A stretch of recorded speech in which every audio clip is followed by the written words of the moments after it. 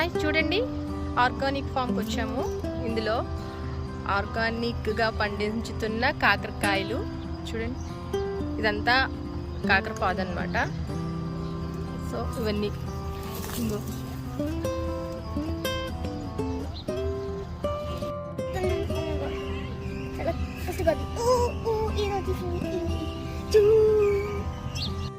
కాకరకాయలు చూసారా? ఎస్, కాకరకాయలు వెల్లుల్లి కారం. ఇది చేసుకుందాం. చాలా బాగుంటుంది, చాలా ఈజీ రెసిపీ. ఓన్లీ చేదు కావాలి అనుకున్న వాళ్ళు కాకరకాయలు ఉడికించకుండా చేసుకోండి. లేదు చేదు మాకు వద్దు అనుకున్న వాళ్ళు కాకరకాయలు ఉడికించి చేసుకోండి. ఓకే, చూపిస్తాను ఎలా చేయాలో రండి.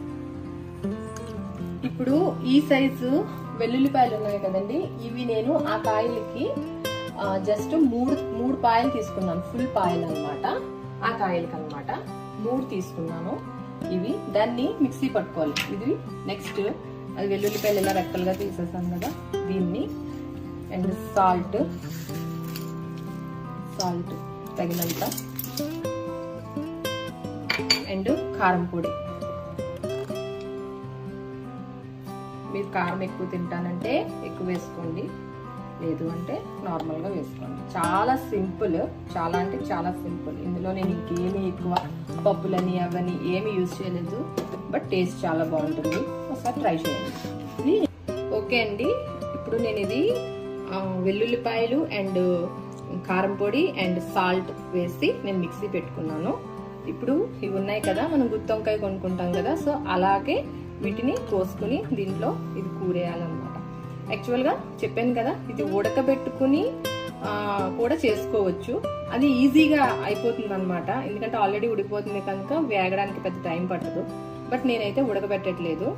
దీనిలో ఉండే మెడిసిన్ వాల్యూస్ పోకుండా, ప్లస్ ఇది డయాబెటిక్స్కి కూడా చాలా మంచిది కదా కాకరకాయ. సో అందుకని నేను ఉడకబెట్టట్లేదు అనమాట, అలానే చేస్తున్నాను. ఓకే, ఇవ్వండి ఇలా.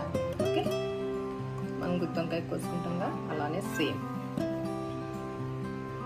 ఓకే అండి, అన్ని అలా కోసేసుకున్నాను.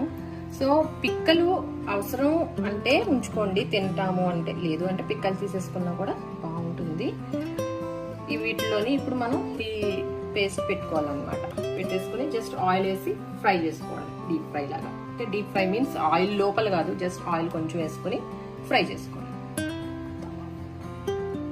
తవా ఫ్రై. ఓకే, కమాన్. ఇదిగోండి ఇలా జస్ట్ గుత్తి వంకాయకి ఎలా అయితే మనం పెట్టుకుంటామో అది. ఇందులో పెద్ద ఇంగ్రీడియంట్స్ ఏమీ లేవు, జస్ట్ నార్మల్ అన్నీ. ఓకే, అంతా చాలా టేస్ట్గా అయితే ఉంటుంది. ఓకే అండి, ఆయిల్ వేసుకున్నాను. కొంచెం దీనికి ఆయిల్ అయితే పడుతుంది. సో అన్నీ ఇలా మసాలా పెట్టేసుకున్నాను అనమాట. సో దీన్ని ఇంకా ఇలా వేసాను, కలుపుకుంటూ ఉండాలి, లేదంటే మాడిపోతాయి. తర్వాత లోపల మసాలా పెడుతున్నప్పుడు ఒకసారి చూసుకోండి, దీంట్లో కాకరకాయలు అప్పుడప్పుడు వైట్ పురుగులు కూడా ఉంటుంటాయి, అది కూడా చూసుకోండి జాగ్రత్తగా.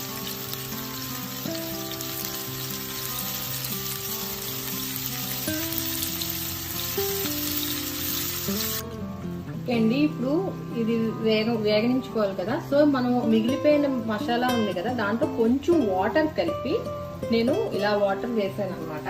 వేసేసి ఇలా లిడ్ పెట్టేసుకుని ఉంచేసాను. ఒక 5 to 10 minutes అలా ఉంచండి. అవి కొంచెం జస్ట్ కొంచెం మెత్తపడ్డాక మూత తీసి పక్కన పెట్టేసి, ఇంకా మరి మూత పెట్టొద్దు, అలానే మెల్లిగా వేగనివ్వండి. ఎందుకంటే మూత పెట్టకపోతే మరీ గట్టిగా అలా ఉంటే చాలా టైం పట్టేస్తుంది కనుక నేను కొంచెం మూత కొంచెంసేపు పెట్టుకుంటున్నాను అంతే. ఓకే అండి, చూసారా ఇది బాగా ఫ్రై అయ్యాయి కదా, మూత పెట్టకుండా వదిలేసాను, బాగా ఫ్రై అయ్యాయి. ఇంకా కొంచెం అవ్వాలి ఫ్రై, ఆయిల్ పడుతుంది, కొంచెం ఆయిల్ వేసుకుందాం. ఓకేనా, కూర అయితే ఫినిష్ అయిపోయిందండి.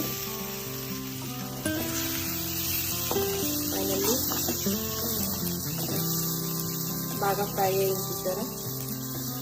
సో ఇలా ఫ్రై అయితే మీకు పచ్చి వాసన ఉండదు, ప్లస్ తినడానికి కూడా చాలా చాలా బాగుంటుంది. దీంతో చారు బాగుంటుంది.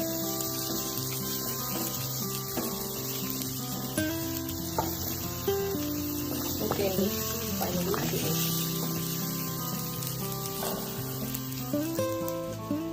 ఓకే అండి, ఫైనల్గా కర్రీ అయితే ఫినిష్ అయిపోయింది. కాకరకాయ వెల్లుల్లి కారం చాలా ఈజీ అండ్ చాలా టేస్టీ ఆల్సో. మీరు కూడా ఒకసారి ట్రై చేయండి. ఈ వీడియో కానీ మీకు నచ్చినట్టయితే share, subscribe and like. Thank you so much.